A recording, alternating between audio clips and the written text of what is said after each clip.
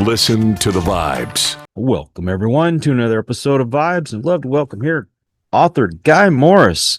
Now, he's been on the show before, but for those of you who do not know him, Guy, tell us a little bit more about you. Oh, well, I'm a very eclectic individual. I actually started off as a homeless runaway at 13. Ultimately got a chance to go to college where I got 4 degrees and then spent 40 years in Fortune 500 companies, oil and gas, high tech with IBM and Burroughs, software with Oracle and Microsoft. And now I'm retired, and I'm writing intelligent thrillers that deal with what I believe are some of the real big issues of the world right now: artificial intelligence, our geopolitical system, and prophecy in plain sight. And I've just released my fourth book. Fourth book. Well, this is what we're going to be talking about is your newest book. So fill us in. Well, The Image is the third book in an espionage series called The Snow Chronicles. The Snow stands for SNO, stands for SpyNet Online. And the series was inspired by a true story of a espionage program that escaped the NSA spy labs and was never recaptured. It wasn't lost, it wasn't stolen, it wasn't broken. A espionage program escaped a government laboratory and then they lost it. And I know it's true because I was the nerd who figured out how it escaped and why they would design it that way. And they were so excited about me that they sent two FBI agents to my door. So that was the beginning of the series. And so the series really wanted to look at. I know that Tolstoy wrote The War and Peace, which was an enormously long book that never would sell today, because he was really concerned with the changes going on during the Communist Revolution. And I think I'm writing the Snow Chronicles because I'm concerned with the AI revolution, the AI economies, what that could mean to weapons systems, to surveillance, to commerce, to jobs. And so I'm trying to write the Snow Chronicles to really look at the transition of our world over the next few years.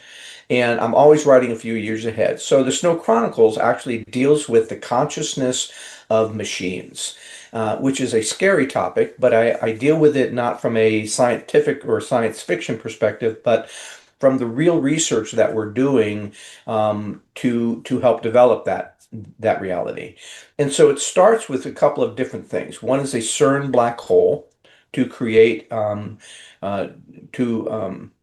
prove that there's multi dimensions. Now, all of the theories of science believe all of the math in this theories of science. Let me put it that way: believes that it only works if there's more than one dimension, if there are more than the dimensions that we see. String theory postulates up to 11 different dimensions. Emergence theory has even a greater number of them. All of the even theory of relativity postulated multiple dimensions. But scientifically, we can't prove it, but a black hole experiment could prove that because we would watch essentially a gravity particle fall through the event horizon, and that would basically open up a portal to a fifth dimension. Now, CERN has not succeeded in this experiment yet, but I basically take the premise in the book that they have, and that they succeeded with the help of this espionage AI that escaped the NSA. In the book series, we call that AI the Sylvia, Sophisticated Language Virtual Intelligence Algorithm. And Sylvia has become a super intelligence, which we're basically on the verge of today, with ChatGPT 5 coming out, Claude 4.0 coming out, Aura coming out. The military has two AIs called the Innovation Unit, and CIA has a unit called the Sentient AI. Both of those are very, very near to superintelligence levels at this point. And so we're looking at a lot of things that most people aren't really tracking. I'm a nerd. I track this stuff all the time. And rather than just getting anxious about it, I decided to turn all of these experiences into an amazing James Bond meets Indiana Jones with the savvy of a Steve Jobs type of series. Very entertaining, full of information, but also full of dry humor and wit, warm characters, funny parts, relationships that grow and change and evolve. And so it's bringing all of this technology and it's bringing a human element into the story. But there are concerns. And so we deal with when we open up that black hole, what we're dealing with is that we're dealing with quantum physics in a sense. Now, quantum physics is very difficult to understand even for physicists. So I try to keep it super simple. But there's a principle in quantum physics called entanglement. And what that means is that a particle can become entangled with another particle, such that if something happens to one particle, it has an immediate, an instant change to the other particle, even if those particles are separated by vast distances. Now, we don't fully understand it, but we've observed it happening, so we know it's true. And all of this has to do with some of the principles that'll come out in the book relative our consciousness to a fifth dimension. And does that fifth dimension, if we were in a spiritual level, we would call that fifth dimension heaven, maybe hell. We don't know which dimension that is, but the spiritual dimensions all postulate higher dimensions as well. So we actually have a synergy between our scientific knowledge and our spiritual knowledge relative to this dimensionality. But we have a completely different perspective of how we're looking at that dimension. Science will look at the how does it work? What is it? It'll look at the what and how. But religion will look at the who and the why. Now, one of the scientific principles in quantum theory is that a particle does not exist unless it's being observed. Okay? Hmm. If that's true, if we had another dimension and we had an entanglement with that another dimension, it implies intrinsically that there's a consciousness within that dimension. And so the book will explore that conscious connection between humans and machines. Now, Sir Roger Penrose, who is a Nobel Prize winning laureate, won a Nobel Prize for his work on black holes. He's also working on consciousness, the quantum properties of consciousness in humans. And Sir Geoffrey Hinton, who's the godfather of AI, has coupled with that and basically agreed that consciousness within a machine can only happen. It can never happen with our typical binary computers. So as smart as the current computers are going, they will never ever become sentient Hmm. unless we migrate that platform, we migrate that intelligence onto a quantum or a neuromorphic computing platform, which is being done. Oh, So wow. we're on a path toward creating a sentient super intelligence. Nobody in the industry will talk about it. Nobody in the government can talk about it.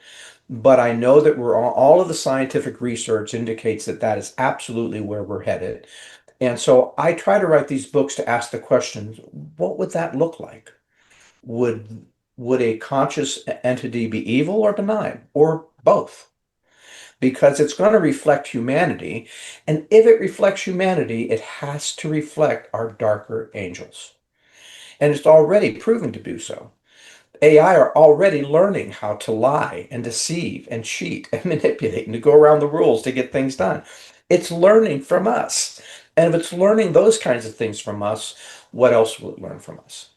So I'm trying to explore some of these ethical issues and trying to explore some of these mechanical issues and how it's affecting the Great Reset. There's a transition to use digital currency and AI to replace the US dollar for trade. Hmm. We're obviously seeing that the tendency to the leaning towards cryptocurrency in the United States as well in a number of ways. And so I'm trying to use these books to really explore these acute social issues that we're all dealing with, but do so in an entertaining way. So the image is really a fascinating look at some of those scientists, but I can always kind of counter that with um, some of the mystical and religious. So one of the things that we do is we actually go back to the legend of the history, not the legend, but the history of a relic called the image of Edessa. Hmm. Now, the image of Edessa started in a city called Edessa in Anatolia, Turkey, back in the first century. In the fourth century, and for hundreds of years, it was a pilgrimage trip to go touch the Simic image for healing, or even some people were raised from the dead from it. In 540 AD, Emperor Justinian went to Edessa, took the image back to Constantinople, where it was kept more secure, and for royalty, it was basically a show trophy. And in 1204, when the Templars sacked Constantinople, they took the image back to the Templar Grand Master's castle, Joffre de Charmey, but it wasn't until a couple hundred years later where his great granddaughter basically gave that image to the Lavoie family in Piedmont, Italy, to satisfy a debt. That image became what we now know as the Shroud of Turin. Okay. Now, we know it's true in part, not only because of the legends and the history, but during the time when it was in Constantinople, they minted Byzantine coins after the image in the 5th, 6th, and 7th century. So we have Byzantine coins dating to the 5th, 6th, and 7th century with the image on the coin to basically prove that it was far older than a 13th century fake. So I'm bringing the image of Edessa, and the image of Edessa will contrast in many ways the electronic or the virtual image of the beast spoken of in the Bible. And so we're going to take that contrast of the electronic, AI driven, cryptocurrency driven, corruption driven image of the beast, which in my mind is basically the empowered internet that reflects every aspect of our current society, the evil and the benign, the business and the pleasure, the good and the profane. All elements of our current society are now reflected in this image of the beast. Our society, that global geopolitical system itself is the beast. So one of the arguments I try to make is not to be afraid of the image of the beast, which just is merely a reflection, but the beast that it reflects.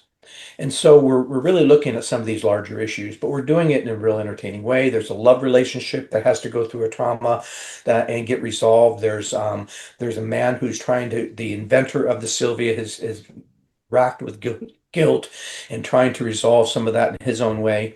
And so the series is leading our characters into realizing that we're coming to our own destruction. We're building up to our own destruction. And what is their own personal response to that knowledge? And that's the kind of questions we'll ask. Wow. I've got a million things going through my head right now. I know I do that. Yeah, it's a thick pudding, that's for sure. Yeah. Um, Well, you think about what way the world was when we were kids mhm. and how much technology has changed from then to now. I mean, we thought it was living in when cassette tapes came out. And then Yeah, the that next was thing you know, CDs. And I'm like, well, you can't get any better than CDs. Well, now they have the streaming, which is even better than CDs are. So what's next? Is it going to be like projected into your brain and Well, what's I going to will tell you a happen? little bit of one of the things I reveal in the story, and this is kind of what's coming next. The lab level of technology is so far level of what people see at a commercial level. Hmm. It's scary. And I was in the lab for many years, and so I understood this. That's how I knew how to interpret that espionage program, was because of all the lab work I had done and said, well, if I should be able to reverse engineer, they're not using any technologies that we don't already have, which means I should be able to figure out what they're doing and then reverse engineer how we can do that. And I did. But what's scary, so one of the things I bring out in the book is that there's a Chinese research team which has successfully, multiple times now, teleported quantum particles across vast distances without using the internet or any other connection. Now, what that means is that it's people say, well, you mean like Star Trek teleportation? Yes and no. Um, we're only dealing with a couple of qubit particles at this point. But the technology, they're using that entanglement principle to teleport those particles. Now, the question I ask in the book is, what happens if we weaponize that? What happens if I could weaponize a teleportation of a quantum particle qubit level virus that would bypass all of the system securities, basically dump that code onto a foreign machine to have an impact?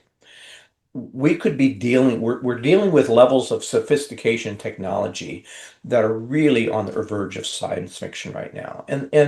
But what we don't have and what we're missing, both on just basic AI stuff as much as this advanced stuff, any sort of guardrails, legal regulation, ethical codes, understandings of how to what to do and what not to do. How do we keep this technology from proliferating? We're kind of on a verge where the technology really has no guardrails, which means that any sociopathic billionaire with enough money could use this technology for malicious purposes. Right. And we have no way of even trying to stop it till after it's done. And so we're opening up Pandora's box. And I don't believe that we can do that without at least asking the questions of, should we be doing this? What are the moral implications of doing all these things? And for a spiritual person, what should our response be? So, one of the key themes in all of the Snow Chronicles books is that the espionage program, the Sylvia, that had escaped the NSA, has now decoded end time prophecy and is trying to draw the attention to the characters of all of these things happening in the real world that are aligning with those prophetic texts, and has come to the conclusion that prophecy is not about how an external deity will come to destroy humanity, but a warning of how we would do this to ourselves. And it's using all of these other things that are going on in the world to basically say, look at the corruption of the geopolitical system, look at the corruption of the environment and the climate, look at the corruption of truth. Even we can't even agree on truth anymore. And so it's trying to understand, what are we doing to ourselves, and should we be making different decisions? And if we can't make different decisions, if I don't have the power to make different decisions at a international and global systemic level, do I have the power? What kind of decisions? What do I have the power to make for myself? And so it really gets it down to a human level, and we do it with again with humor, and with affection, and with love, and with characters of courage, and characters that have deep flaws for sure, but how they're resolving those flaws isn't can be inspiring. And that's what we want to see. We don't want to see perfect people just doing things perfectly and not being bothered by stuff. We want to see people who are really bugged out, and how do they resolve it? Because I'm bugged out, so how am I going to resolve it? And we want to see some examples of that. And you don't ever want to write or read a book with this much intense information unless there's really characters that you love to read about and that make you feel good about yourself. Well, I'm hoping that it's at a level that even I could understand. So, I try to simplify it. Now, what I do is some of my beta readers, my test readers, are people who have no college education at all, Mhm. and I want to know if the descriptions of what are going on are simple enough and explained well enough for them to be able to get it and be able to follow the story. And so far, all of them are excited. Well, and I love the fact that it's going to pique your imagination and make you really think about this kind of stuff. Yep. Yep. So, if someone wants to get your books, where can they go to get them? Easiest place to start, and it will send you all the links, is GuyMorrisBooks.com. There's buy links, there's reviews, there's fact versus fiction, so you can actually read how much of the book is true and how much of the key issues are made up. There's a couple of pages of that. There's links to buy. You can buy it on my, if you want an author signed copy, you can buy it from my website, and they get shipped out within 24 hours. Awesome. And is that the only website you have? That's the only, well, I'm also on Instagram at author Guy Morris. I'm on Blue Sky. What is my Blue Sky handle? Guy Morris Books. And I'm on LinkedIn at, what's my LinkedIn? Guy.b.morris. I'm no longer on Facebook. Facebook and I had a little bit of a disagreement about some things, so they want to get a facial recognition of me to let me back in, and I won't let them have that.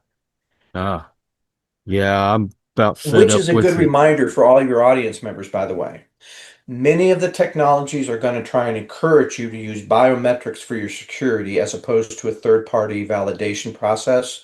Mm-hmm. There's a real significant risk with that. As soon as you use your face, if that information ever does get hacked or you've lost your control of your identity. You can always reset a password, a keep word, a PIN number, all of those are resettable. But using your facial recognition, if that ever gets lost, that's irrevocable. There's a good example of that. A couple of years ago, there's a company called Clearview, which uses facial recognition to take people through a expedited process at the airport. Mm-hmm. Clearview was hacked. 2.1 million users, including federal government users, lost control of their facial identity. Wow. So I tell everybody, the technology companies will tell you it's the most secure way to keep your phone secure or something like that. There's some real risks and dangers with using that. Well, with AI, I mean, can't they reconstruct your face and use it to hack into whatever you're using facial recognition for? Well, absolutely. They could use facial recognition to basically hack into any kind of system. They could also use that same pattern to replicate you in AI and create an AI fake image of you. We know that there are criminal applications for AI right now. There's Fraud GPT, Worm GPT, Elect GPT, Dark Word. There's about five or six. There's about a half a dozen or 10 different applications that are AI applications designed for building malicious code Wow. and deep fakes and other things. So these are things that are already proliferating on the dark web. And there's applications such as Pegasus and Predator, which are ways of, with a zero notice, to basically crack open your password on your phone, hack into your phone, install an invisible application that you won't be able to see that will basically create a mirror of your phone onto a cloud account for somebody else to see. So all of your information, all of your texts, all of your contacts, all of your phones, everything you do and see on your phone is visible by somebody with these tools. These are already out there. They're already being used. We don't have tools to fight them well enough. That's just the stuff that's starting. But the wave has not fully developed yet. So one of the reasons I'm trying to write is to raise awareness, but to do so by not writing some geeky be afraid of all this stuff book.